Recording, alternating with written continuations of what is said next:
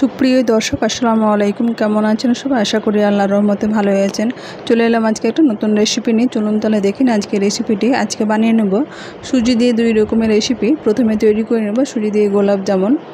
এটা খুব সহজেই তৈরি করে নেবেন, একেবারে দোকানের মতো। এর জন্য প্রথমে আমি চিনি শিরাটা তৈরি করে নিচ্ছি। এখানে 1 কাপ চিনি, 2 কাপ জল দিয়ে এটাকে আমি ফুটিয়ে নিলাম। এলাচ, তেজপাতা এগুলো দিয়ে 5 মিনিট ফুটিয়ে নেওয়ার পরে ওভেন বন্ধ করে দেব। অন্যদিকে 1 লিটার দুধ নিয়েছি।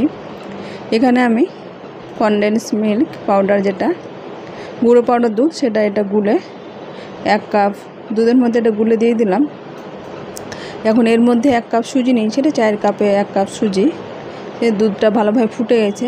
এখানে গুঁড়ো পাউডার দুধটা দিলে মিষ্টিটা খেতে দুর্দান্ত স্বাদের হয়। এখানে চেষ্টা করবেন গুঁড়ো পাউডার দুধটা দেওয়ার। এখন 1 কাপ সুজিটা দিয়ে অল্প অল্প করে এরকমভাবে দিচ্ছি আর নাড়তে আছি। দেওয়া হয়ে গেছে। এখন এখানে আমি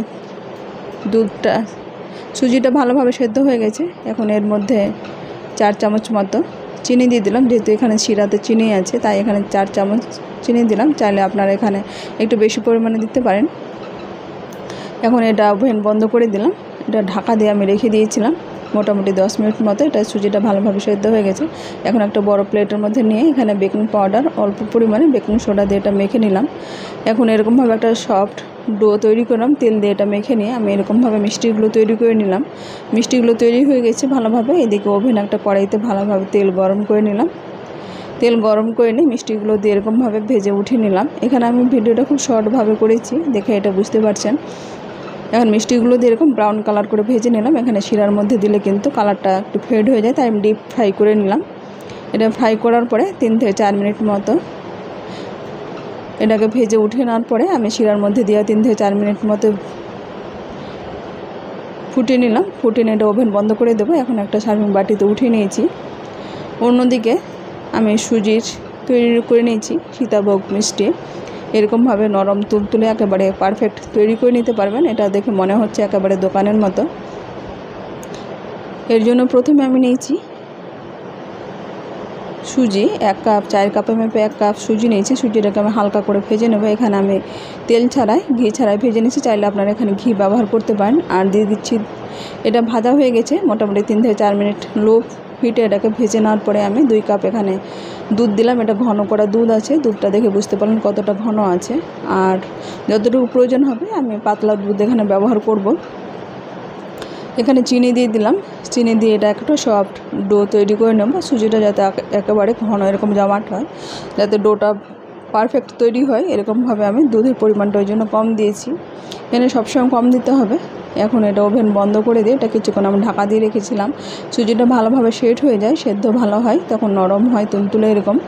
এখন বড় প্লেটের মধ্যে নিয়ে আমি 2 ভাগ করে নিলাম, যেহেতু এখানে একটা মিষ্টি তৈরি হবে আর একটা সীতাভোগগুলো তৈরি করে নেব বলে এরকমভাবে দুটো আমি ভাগ করে নিয়েছি। এখন এরকম মিষ্টিগুলো তৈরি করে নেব। ছোটো ছোটোভাবে তৈরি করে নিচ্ছি, আপনারা নিজেদের পছন্দ মতো করে তৈরি করে নিতে পারবেন। এরকমভাবে মিষ্টিগুলো তৈরি হয়ে গেছে। এখন এটা ফ্রাই প্যান, এটা কড়াই বসিয়ে দিয়েছি। আমি লোহার কড়াইতে এটা ভেজে নেব বলে আমি পর্যাপ্ত তেল গরম করে নিই। মিষ্টিগুলো দিয়ে এখানে ব্রাউন কালার করে ভেজে নেব। এখানে মিডিয়াম ফ্লেম করে সবসময় ভাজতে হবে, তাহলে উপর দিয়ে কালারটা খুব সুন্দর আসে, ভেতর দিকে ভালোভাবে সেদ্ধ হয়।